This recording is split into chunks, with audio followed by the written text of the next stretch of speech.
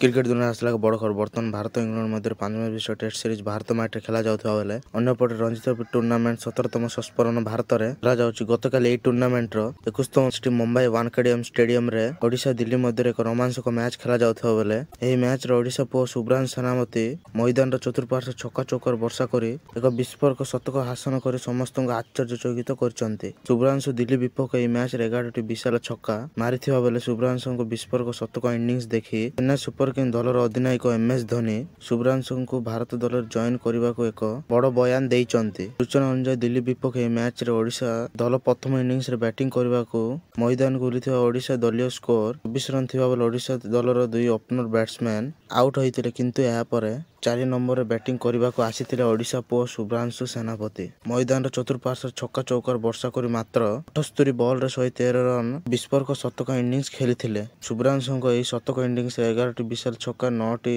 चौका मध्य शामिल थिला। कहीदेबाक चाहिए शुभ्रांशु बैटिंग देखि भारत दलर वरिष्ठ खेलाड़ी तारीफ करिसंती। ओडिशा दिल्ली।